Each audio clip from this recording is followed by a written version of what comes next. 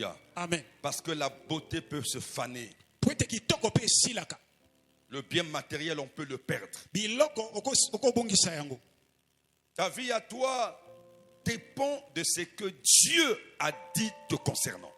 Bomo na yo ekangami na o nzambe alobi pona yo. Et ce que Dieu t'a dit en concernant, te concernant, pardon, c'est ce qu'on appelle par la prophétie. O nzambe aloba pona yo nde babengi yango lisakoli. Il y a une différence entre la prophétie et des promesses. Ezabo kesena lisakoli pe bilaka. La prophétie sont des paroles divines que Dieu a libérées pour la destinée de quelqu'un. Ah, lisakoli za maloba nzambe o ya pesi pona lobi ya moto.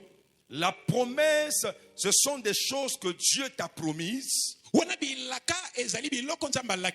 mais dont l'accomplissement dépend aussi de ton attitude.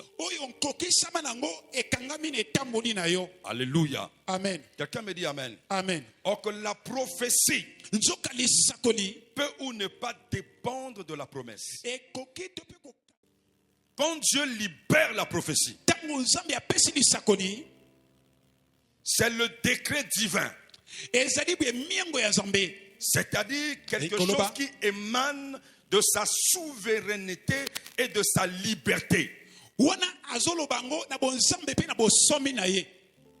La prophétie peut devenir promesse lorsqu'elle est écrite.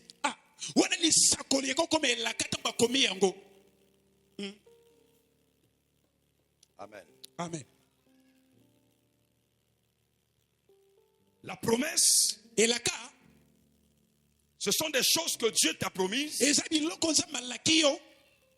de te faire. Et quand Dieu promet, il accomplit toujours. Le toujours de Dieu dépend de ton attitude. Il y a des gens que Dieu a promis des choses, mais leur manière de vivre a annulé la promesse de Dieu. Malgré cette promesse qui a été faite, mais puisque tu n'as pas respecté les consignes, c'est comme ce que Dieu avait dit à Samson. Il dit, c'est toi qui vas délivrer Israël, mais à une seule condition, que le rasoir ne doit pas passer sous ta tête. Mais lui, il a considéré que cette promesse-là, c'était quelque chose comme un acquis.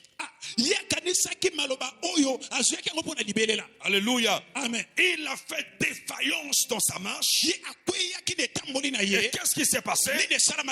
Dieu a fait de telle sorte qu'il subisse les conséquences.